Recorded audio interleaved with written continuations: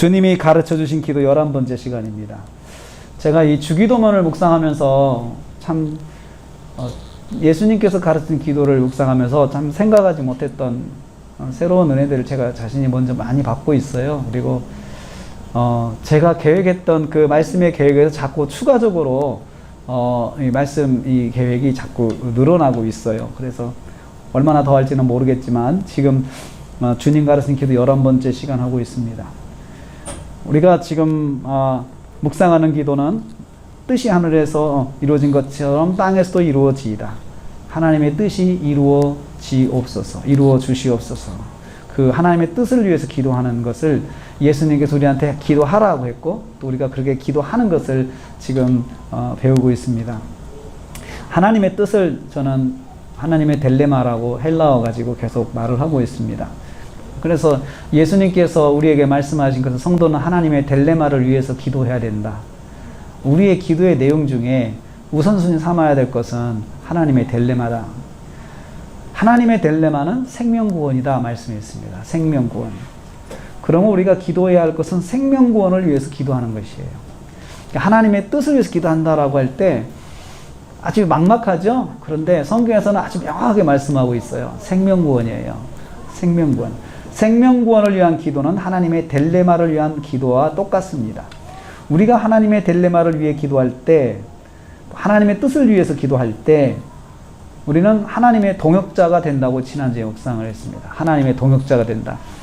근데 우리가 왜 그러면 하나님 뭐가 부족해서 우리의 기도를 필요로 하시냐 이거예요. 우리가 기도 안 하면 그럼 하나님 뜻이 안 이루어져요? 그건 아니에요. 그럼에도 불구하고 우리가 하나님의 뜻이 이루어지도록 기도해야 된다고 했는데 왜 기도해야 되느냐? 그것은 우리가 하나님의 델레마의 동역자이기 때문에 그랬어요. 우리는 하나님의 동역자예요. 하나님과 함께 일을 하는, 하나님의 생명구원의 일을 함께 동참하는 동역자이기 때문에 우리가 기도해야 된다라고 했습니다. 생명구원의 역사를 이루어 가시고자 하는 하나님의 델레마를 실현하는데 함께 참여하는 사람들이 바로 저와 여러분, 우리 성도들입니다. 오늘은 하나님의 델레마를 위해서 살았던 사람들, 그러면 하나님의 델레마를 놓고 살았던 사람들이 누구냐? 이제 그 사람들의 삶을 묵상하면서 바로 저와 여러분이 삶이 하나님의 델레마를 위한 삶인데 그게 바로 생명구원을 위한 삶이죠. 우리가 믿음 생활하면서 사람들이 내가 교회 다니면서 복을 받고 잘 먹고 잘 살고 부자가 되고 성공하고 성취하고 이것이 우리의 신앙생활의 주요 방향이 아니고 우리는 하나님의 뜻을 이루는 것을 주요 방향으로 잡고 있어요. 이게 성경이 말하는 성도의 삶의 모습이에요. 그래서 우리는 그 하나님의 뜻을 붙잡고 살았던 사람들은 도대체 어떻게 살았는가, 그들의 삶은 어땠는가 한번 볼 필요가 있습니다. 그래서 일생을 하나님의 델레마를 위해서 헌신한 사람들을 통해서 성경이 말씀하는 것을 배우기를 원합니다. 하나님의 델레마를 위해서 사는 것이 어떤 삶인지 깨닫게 될 것입니다. 노아, 아브라함, 또 사도 바울, 이 사람들의 삶을 통해서 하나님의 델레마를 위한 삶이 어떻게 살아야 하는 것인지 우리가 깨닫게 될 것입니다. 이 세 사람은 각자 하나님의 델레마를 위한 삶을 사는데 삶의 내용이 그들이 감당해야 될 삶의 무게가 각각 달랐어요. 각각 달라요. 그래서 하나님의 델레마를 위한 삶이 어떤 것인지를 우리가 알아야 합니다. 노아는 방주로 유명한 사람이죠. 성경을 읽다 보면 창세기 6장부터 노아의 방주 이야기가 나옵니다.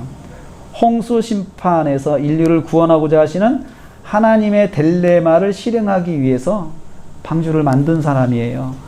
그 방주를 만드는 것도 하나님의 델레마였어요. 인류를 구원하기 위한 그 홍수 심판에서 구원받을 사람들을 그곳에 태워서 함께 구원을 받으라고 하나님께서 이 방주를 만들려고 했습니다. 방주를 만들어서 노아의 가족과 동물들을 심판해서 구원하는 결과를 이제 맞이했습니다. 저는 노아의 삶이 어떠했을까 생각을 해보았습니다. 하나님의 델레마를 붙잡고 살았던 노아는 과연 어떤 삶이었을까? 그 시대의 노아가 되어서 한번 생각을 해봤습니다. 그 시대에. 하나님의 딜레마를 위해서 기도하고 했을 거예요. 노아는 하나님의 뜻을 제가 붙잡겠습니다. 그 하나님의 이 구원의 역사를 저를 통해서 이루시는 것을 제가 알았습니다. 제가 해서 잘 감당해 줘서 기도했겠죠. 또 하나님의 딜레마를 따라 순종하는 삶은 그래서 노아의 삶을 평범하지 않은 삶으로 만들었을 것이다 생각을 해요. 어느 날부터 노아가 변했습니다. 사람들을 만나면 하나님의 심판을 말하기 시작했습니다. 하나님께서 홍수로 세상을 심판하신다고 했다고 하나님께서 나에게 그렇게 말씀하셨어 이렇게 전하는 사람이 되었습니다. 노아의 주요 말이 변했습니다. 입만 열면 하나님의 심판, 홍수 심판에 대한 말이었습니다. 노아는 하나님의 심판에서 인류가 구원받는 길이 있다고 말을 하고 살았습니다. 하나님의 딜레마를 전하는 삶을 살았습니다. 어느 날부터 갑자기 이 사람이 이렇게 살기 시작했어요. 그래서 노아의 삶은 비포와 애프터가 있습니다. 비포는 그냥 평범한 신앙생활이야. 하나님 앞에 의인으로서 믿음생활 하는 거였는데 어느 순간 그런 사람도 그 삶에 어떻게 변했냐면 하나님의 딜레마를 적극적으로 전하고 실천하는 사람으로 사람이 바뀌었어요. 먼저 형제들을 찾아갔습니다. 돌아온 반응은 거부였습니다. 하나님의 홍수 심판을 들은 친척들은 노아를 공격했습니다. 쓸데없는 말 하고 다닌다고 말리는 사람은 누구였을까요?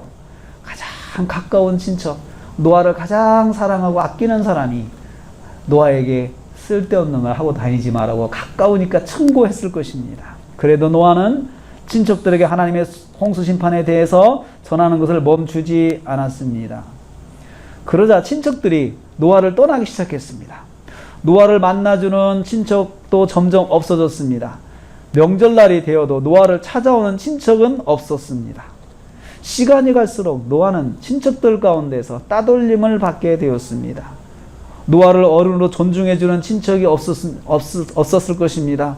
뭐 어른다워야지 맨날 헛소리만 하고 다니니 만나고 싶지 않아.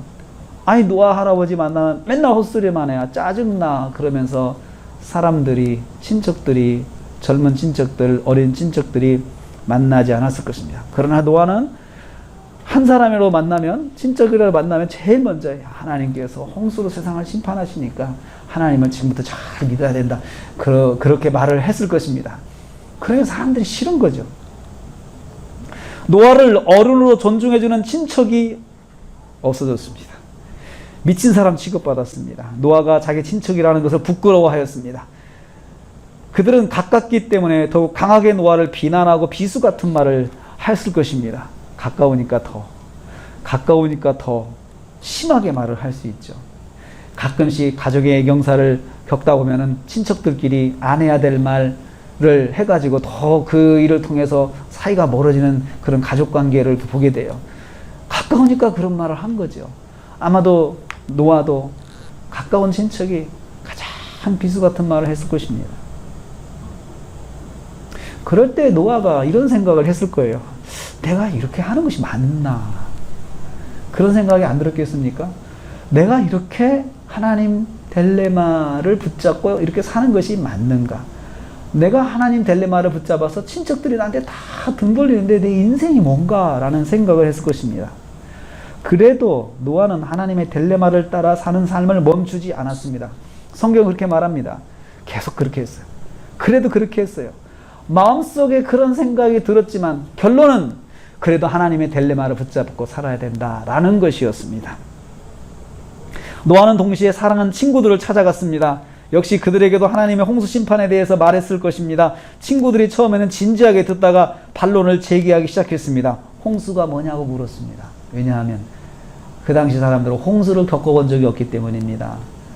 비바람이 치는 환경이 그 당시에는 없었습니다. 폭풍이 없었습니다. 지구 전체가 기온이 동일했고 기압의 차이가 없기 때문에 바람이란 것도 그렇게 심한 바람은 없었습니다.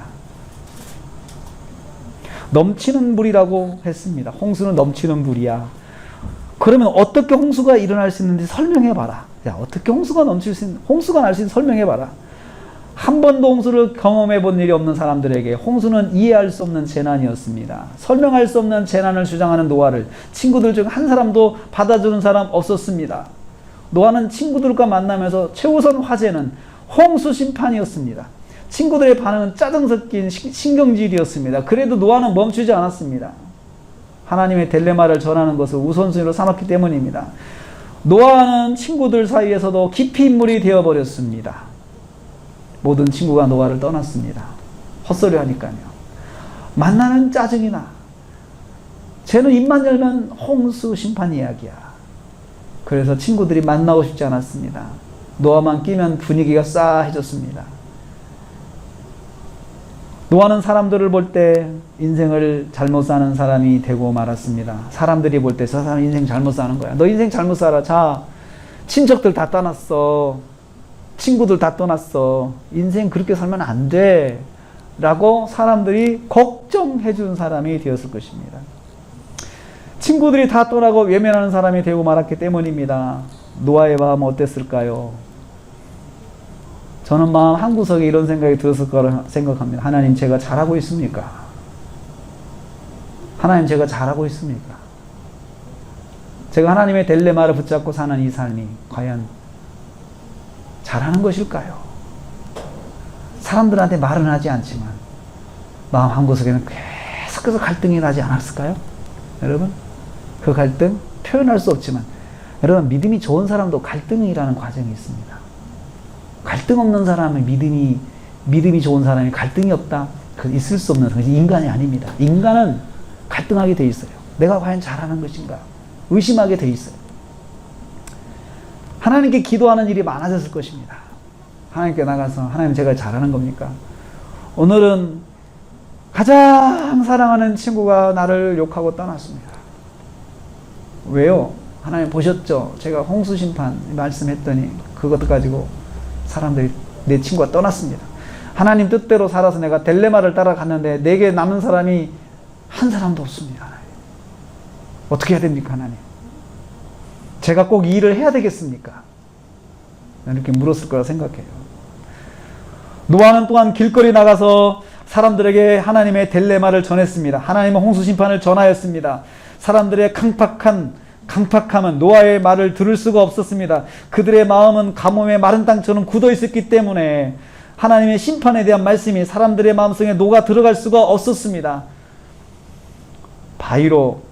계란으로 바위를 치는 것처럼 사람들은 툭툭 깨져 나갔습니다. 튕겨져 나갔습니다. 그것을 전하는 노아는 전하면 전할수록 그 마음이, 그 깨지는 심정 경험할 수밖에 없었습니다. 사람들은 하나님의 딜레마를 전하는 노아에게 강하게 반발했습니다. 사람들은 노아를 미친 사람으로 보았습니다. 사람들의 메마른 심령은 수많은 질문을 쏟아냈습니다. 그러면 왜 하나님이 세상을 창조했단 말이야? 이렇게 심판할 것 같으면 왜 하나님이 세상을 창조했을까? 설명해봐. 마른 하늘에서 어떻게 그 엄청난 분량의 물이 생겨날 수 있다는 거야? 설명해봐. 설명해봐. 홍수 심판에 대해서 이해하는 사람이 한 사람도 없었습니다. 노아는 길거리에서 하나님의 딜레마를 전할 때마다 돌아오는 것은, 노아가 전할 때마다 돌아오는 것은 질문이었습니다. 질문과 조롱이었습니다. 어떻게 그런 일이 일어나? 설명해봐. 설명해봐. 너도 이해 못하는 거, 너도 설명 못하는 것을 어떻게 네가 전하고 다니는 거야? 라고 사람들이 조롱했을 것입니다. 그러나 홍수가 어떻게 발생할 것인지 사람들에게 설명하는 것은 노아의 능력 밖이었습니다. 참 안타까운 일이지요. 내가 설명할 수 없어. 또 동시에 나도 설명할 수가 없어. 근데 하나님께서 이렇게 말씀하셨어. 뭐 이렇게밖에 전할 수가 없잖아요. 그래서 사람들에게 설득력을 갖지 못하였습니다. 노아 자신도 겪어본 일이 아니기 때문에 설명의 한계를 느끼게 되었습니다. 노아의 한계는 사람들의 불신을 더 낳을 수밖에 없습니다. 어떻게 그런 홍수가 발생하는 것인지 묻는 사람에게 노아는 시원한 답변을 줄 수가 없었습니다. 그럴수록 노아는 궁지에 몰렸습니다.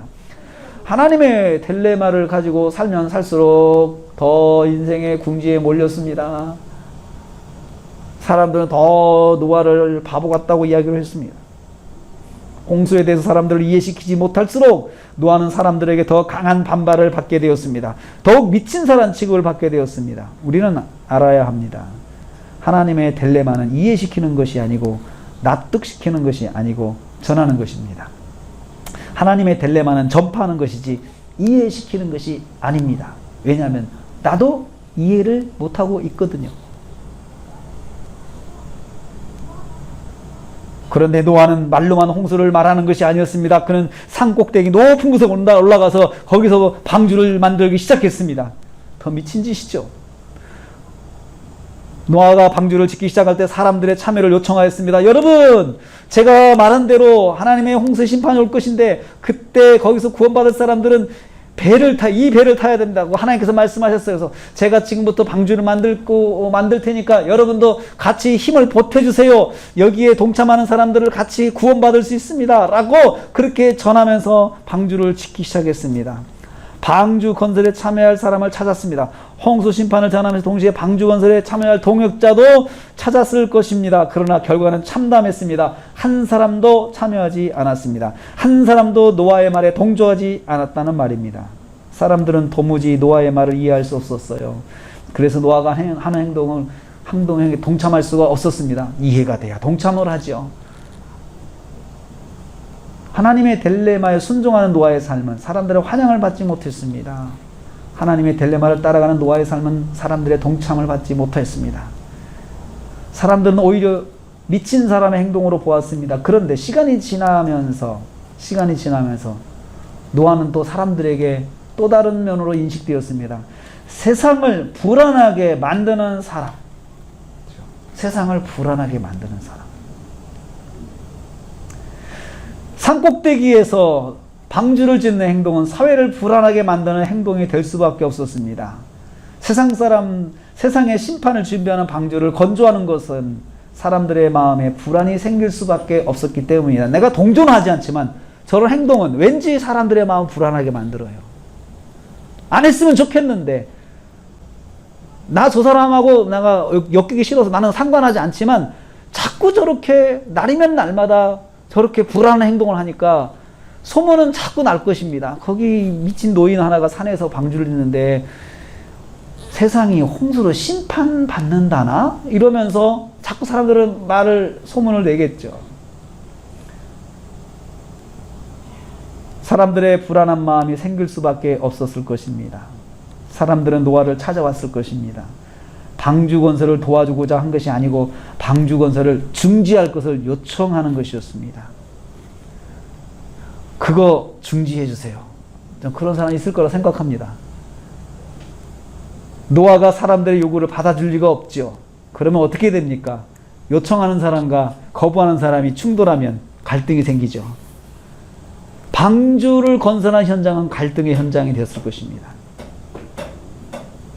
노아는 끝까지 포기하지 않고 사람들에게 하나님의 딜레마를 전했습니다. 노아는 또 그 기회에 그래도 자기에게 항의하러 온 사람들에게 또 이야기했을 것입니다. 하나님의 심판이 있어. 당신은 하나님의 심판에서 구원받기 위해서 여기에 함께 참여해야 돼. 설득을 했을 것입니다.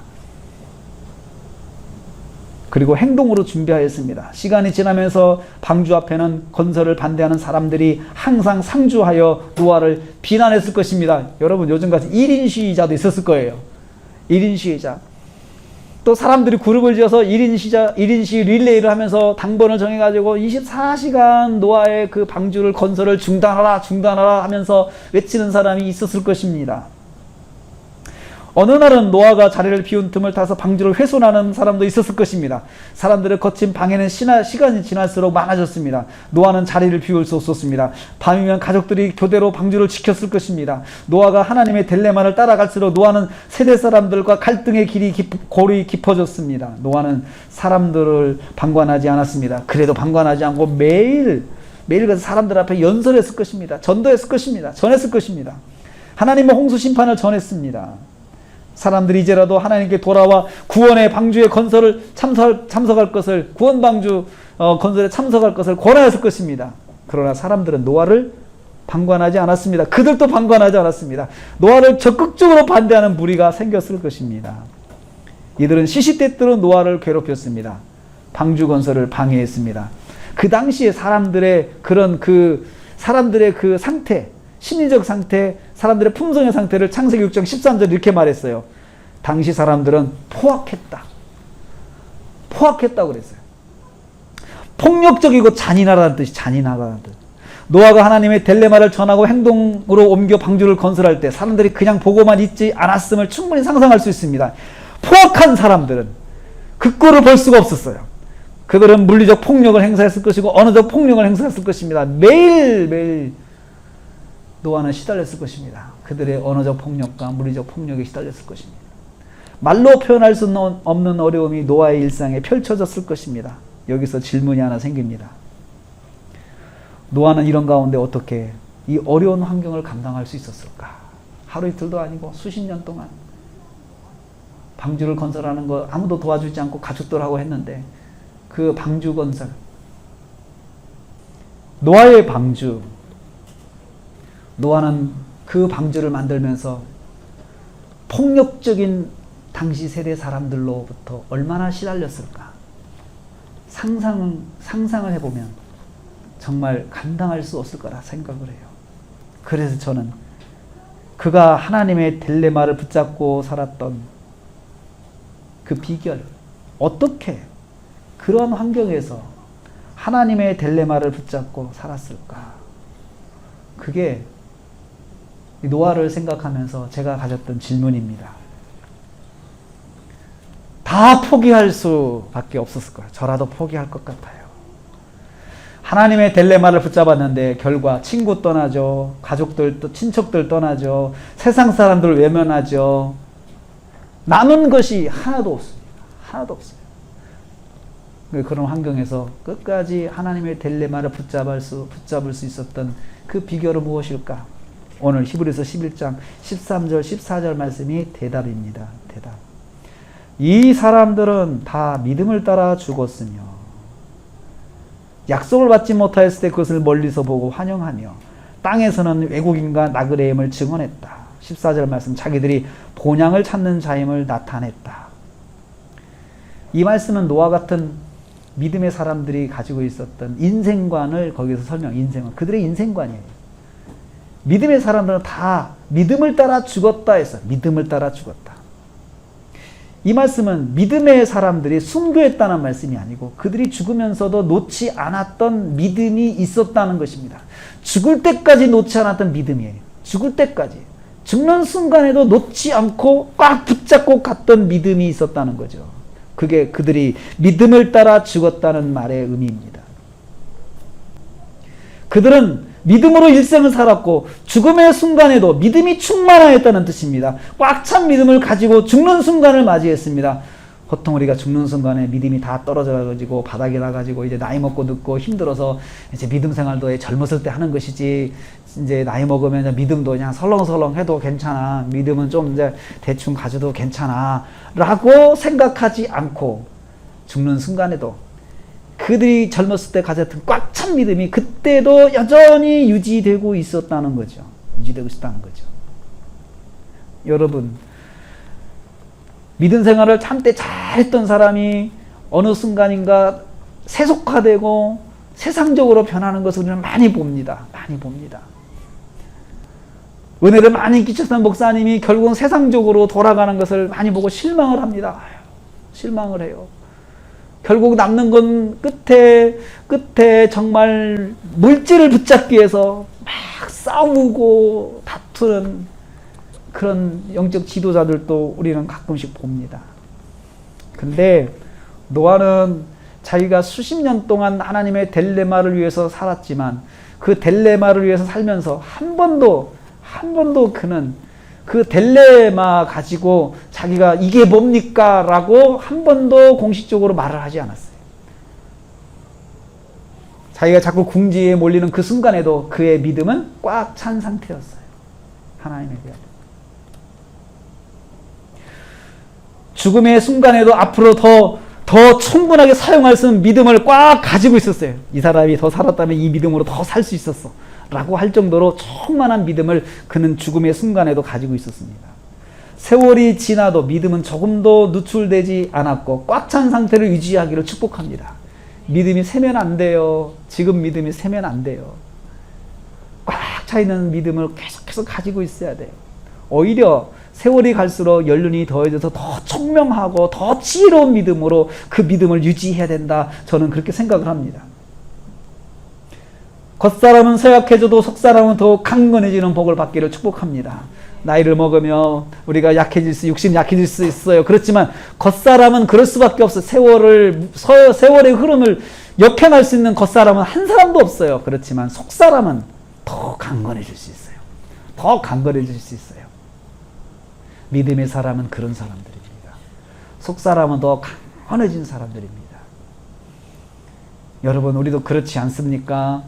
생체의 나이, 육체의 나이 이거지만 생체의 나이는 몇 살이냐? 육체의 나이는 60대지만 생체 나이, 신체 나이는 40대다. 기분이 좋잖아요. 기분이 좋잖아요. 관리를 잘했다는 거잖아요. 어떤 사람은 육체 나이는 40대인데 육체 나이가 40대인데 생체 나이가 70대, 80대인 사람이 있어요. 얼마나 비관적이에요. 내가 이렇게 몸이 부실한가? 낙심하잖아요, 사람들이. 노아는 꽉 찬 믿음을 가지고 있는 상태에서 하나님의 부름을 받았습니다. 하나님의 딜레마를 전하고 순종하는 삶을 살 때도 꽉 찬 믿음을 가지고 있었습니다. 포악한 세대 사람들이 노아를 위협하고 공격하는 일을 반복했지만 노아는 믿음을 놓지 않았습니다. 하나님의 딜레마를 붙잡고 사는 삶이 고난의 연속이었지만 그는 딜레마의 성취를 멀리서 바라보고 환영했습니다. 무슨 뜻입니까? 하나님께서 하나님의 딜레마를 이루실 것을 믿고 살았다는 것입니다. 현실이 각박하지만 하나님께서 결국은 이루실 거야 라는 믿음을 그는 한순간도 놓지 않았다는 것입니다. 그래서 노아는 이 땅의 삶을 나그네로 보았습니다. 나그네로 보았습니다. 만약에 나그네가 아니고 이 땅에 정착한다 그러면 노아의 삶은 실패한 삶일 수도 있어요. 실패한 삶일 수도 있어요. 만약에 우리가 믿음 생활했는데 우리가 어떤 나는 체험도 큰 것도 없고 나는 그냥 늘 평범하게 믿음 따라 행동하고 믿음 따라 사람들 가깝게 있는 사람들 잘해주고 또 복음을 전하면서 살았어. 근데 내 삶이 뭘까 도대체? 뭘까? 이 땅에서 내가 정말 잘한 걸까? 라고 생각한다면 가치관, 세계관에 따라 달라요.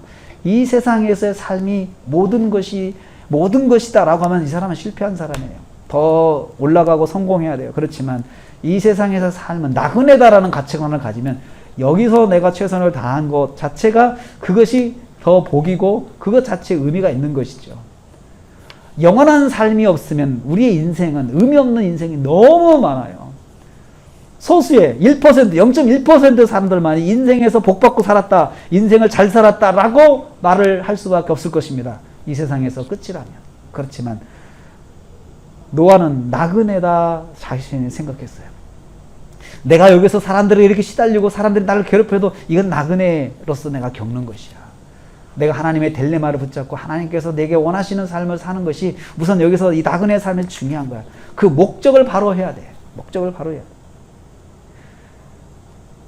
외국인이라 생각했습니다. 즉 본국에 있는 외국인이라 자신을 생각했습니다. 이 땅에서 완전 정착을 하려고 하지 않고 돌아갈 본향이 있는 나그네로 생각했습니다. 여행 중에 있는 사람은 아무리 좋은 호텔에 머물러도 아무리 좋은 시간을 거기서 보낸다 하더라도 시간이 지나면 숙소를 떠나게 됩니다. 자기 집으로 가려고 하는 거죠. 숙소가 좋아서 그 집에 머물고 싶은 사람은 그 마음은 있겠지만 시간이 지나면 숙소를 떠나서 자기 집으로 돌아가는 것이 그게 나그네의 여행하는 사람이고 외국인이에요. 노아는 하나님의 딜레마를 따라가는 삶을 살면서 말할 수 없는 고난을 감당해야 했습니다. 그러나 노아는 이것이 자기 인생의 전부가 아닌 것을 알았습니다. 나그네의 삶인 것을 알았습니다. 하나님께서 비교할 수 없는 좋은 본향으로 자신이 이끄실 것을 믿었습니다. 나그네의 삶을 사는 이 세상에서 이런 삶을 살 수도 있음을 받아들였습니다. 나그네는 이런 거 겪을 수도 있어 라고 생각하는 거죠. 그리고 그는 고난이 심할수록 복창했을 것입니다. 나는 본향을 찾는 자다. 속으로 선포했을 것입니다. 나는 본향을 찾는 자다. 그리고 자신에게 이런 사실을 선포하였습니다. 하나님의 딜레마인 생명구원의 삶을 사는 성도들은 반드시 기억해야 합니다.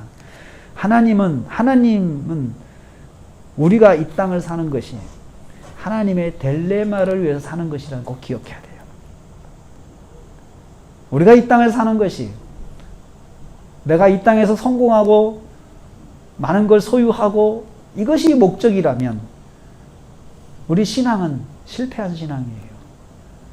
그렇지만 이 땅에서 살면 성경은 끊임없이 하나님의 뜻을 이루는 삶이다. 그 뜻은 생명구원이다. 성경이 말씀하고 있습니다. 노아가 오늘 우리에게 하나님의 딜레마를 붙잡고 사는 삶이 무엇인가를 분명히 보여주었습니다. 하나님의 딜레마를 붙잡고 사는 것은 이 땅에서 누리고 이 땅에서 모든 것을 소유하는 것이 아닙니다. 이 땅에서 생명구원의 사명을 받은 만큼 살아가는 것입니다. 내가 받은 만큼의 생명구원의 사역을 감당하며 사는 것입니다. 하나님께서 나에게 우리 식구들, 내 주변에 있는 사람 몇 사람 생명구원에 이르라고 했으면 그거 감당하는 것이 이 땅에 잘 사는 것입니다. 내가 있는 직장을 통해서 직장인 사람들을 생명구원의 삶을 직장에 있는 사람들에게 영향을 미치고 사는 것이 내 삶이다라고 하면 그렇게 살면 잘 사는 것입니다. 성도마다 생명구원을 위한 하나님의 딜레마가 있습니다. 성도는 각자의 영역에서 하나님의 딜레마를 위해서 살아야 하는 것입니다. 하나님의 딜레마를 붙잡은 노아는 어느 곳에서든지 환영받지 못했습니다. 하나님의 딜레마를 붙잡은 순간부터 사람들과 멀어지기 시작했고 하나님 뜻에 순종하면서부터 생명구원의 삶을 위해 살았지만 그는 자기 가족밖에 구원하지 못했습니다. 결국은 그 요란을 떨면서 그 핍박을 받으면서 평생 하나님의 딜레마를 붙잡고 살았지만 구원한 사람은 자기를 포함해서 8명이에요. 자기를 포함한 8명밖에 구원하지 못했어요. 그 난리를 치면서 일생을 살았는데 성경은 8명밖에 구원하지 못한 노아의 삶을 평가하지 않습니다. 그것을 성공이다 실패다 말하지 않아요. 그가 하나님의 딜레마를 붙잡고 살았다는 것을 성공으로 보는 것이에요. 노아의 삶을 볼 때 우리는 성공입니까? 실패입니까? 구원한 숫자를 보면 실패라고 이야기하죠. 아유, 딸랑 8명 구원하려고 저렇게 핍박받았는가? 딸랑 8명 구원하려고 저렇게 사람들에게 왕따를 받았는가? 친구가 다 떠나게 만들었나? 그 가족들 다 떠나게 만들었나? 세상 사람들로부터 그 포악한 사람들로부터 그 포악한 일을 다 당했나? 딸랑 8명 구원하려고? 우리 그렇게 말하죠. 그렇게 말하는 건 실패했다고 생각하는 사람들이 말하는 것입니다. 하나님의 것을 실패라고 평가하지 않으셨습니다. 그가 받은 하나님의 딜레마를 위해서 살아온 것을 귀하게 보셨습니다. 그는 본향을 향하여서 사는 삶을 살았다고 칭찬했습니다. 이 사람 하나님 본향을 보며 살았어 라고 귀하게 보셨습니다. 사랑하는 성도님들, 하나님의 딜레마인 생명구원의 삶을 위해 사는 것이 저와 여러분의 사명입니다. 몇 명을 구원했냐 이것이 중요한 게 아니에요. 저는 노아의 그 삶을 통해서 깨닫는 것이 있어요. 그래, 가족 구원은 기본이구나. 생명구원의 삶에서 가정 구원은 기본이구나. 노아가 그렇게 핍박받으면서 모든 상황 속에서 다 힘들게 살았지만 결국은 자기 가족, 자기를 보는 8명을 구원했어요. 그게 노아의 인생 결과, 인생 성적표였어요. 8명 구원. 전도 성적표였죠. 여러분, 하나님의 딜레마를 붙잡고 사는 것, 그거 거창한 거 아닙니다. 지금 나와 함께하는 식구들, 그들에게 하나님의 뜻이 이루어지게 기도하고 그렇게 사는 것이 우선 중요한 것입니다. 저와 여러분이 이런 사명을 가지고 있습니다. 저도 우리 성도님들, 우리 나라 교회 작지만 일생을 몸부림치면서 하나님의 뜻을 위했다 살아가지만 결국 우리 교인, 제가 목회하면서 우리 성도들 이렇게 섬기는 이 숫자지만 사람들은 이걸 가지고 성공이다, 실패다, 크게 했다, 작게 했다, 그걸로 평가하려고 하지만 하나님은 그렇게 보시지 않습니다. 내가 이 안에서 나와 함께하는 우리 성도들에게 생명구원의 하나님의 뜻, 딜레마를 전하며 살았나, 그들에게 그 선한 영향력을 미치고 살았나, 한 사람도 나 때문에 실족해서 교회에서 믿음을 떠나는 사람은 없었나, 자꾸 돌아보게 되죠. 여러분도 가정에서 하나님의 딜레마를 붙잡고 산다는 것, 거창한 삶은 아니에요. 바로 가족, 사랑하는 남편, 사랑하는 아내, 사랑하는 자녀가 생명구원의 은혜를 입도록 내가 선한 영향력을 미치고 사는 거예요. 그것을 놓지 않아야 돼요. 그것이 오늘 노아를 통해서 깨닫는 것입니다. 하나님의 딜레마를 가지고 산다고 사람들이 다 환영하는 거 아니에요. 사람들은 흔히들 그렇게, 어떤 사람들은, 어떤 목사님들은 그렇게 이야기합니다. 하나님의 딜레마를 붙잡았더니 큰 복을 받아서 성공했다, 출세했다, 부자 됐다, 그런 이야기 하죠. 여러분, 그렇지만 그런 몫을 하나님께서 주신 사람은 그렇게 받는 거예요. 그렇지만 한번 보세요. 교회에서 모든 성도가 다 그렇게 되는 거 아니잖아요. 그러면 그거 가지고 잘됐다 잘못됐다 하면 안 되는 것이에요. 그 사람은 그 사람의 목대로 하나님 주시는 것이고 나는 나의 목대로 하는 거죠. 그것을 발견하고 내가 지금 현재 가장 먼저 잘하는 것은 가족들의 안에서 하나님의 딜레마가 이루어지기를 위해서 사는 것, 이게 가장 잘하는 것이에요. 지금 당장 시작할 수 있는 것이에요. 나를 중심으로 생명구원의 역사가 일어나는 것이 하나님의 딜레마입니다. 이 딜레마를 붙잡으시는 저와 여러분 되시기를 주님의 이름으로 축복합니다. 기도하겠습니다. 하나님 감사합니다. 오늘도 하나님의 뜻, 하나님의 딜레마를 위해서 기도하고 실천하라고 말씀하셨습니다. 생명구원의 하나님의 딜레마를 붙잡고 살아가라고 말씀해 주셨습니다. 노아를 통해서 하나님의 딜레마를 붙잡고 사는 인생이 화려하지 않음을 알았습니다. 하나님의 딜레마를 붙잡은 사람은 나그네 인생관을 가지고 사는 것을 알게 하셔서 감사합니다. 생명구원의 하나님의 딜레마를 붙잡고 생명구원의 역사를 이루는 일생을 살게 하여 주옵소서. 모든 말씀 나를 구원하신 우리 주 예수 그리스도 이름 받들어 기도하옵나이다. 아멘.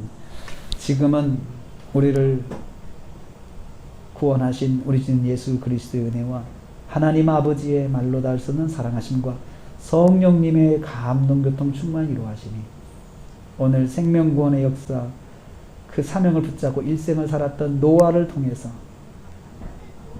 나도 나의 가족들 속에서 하나님의 뜻을 이루고자 살기로 다짐하는 성도들 머리에 가정과 생활에 그 관계된 모든 기관들 위해 함께하지 못했지만 여러 곳에서 우리 형제 자매들 그리고 우리 대한민국 위해 그리고 또 한 주간도 믿음으로 살아가기로 다짐하는 성도들을 위해 지금부터 영원토록 함께 있을지어다. 아멘.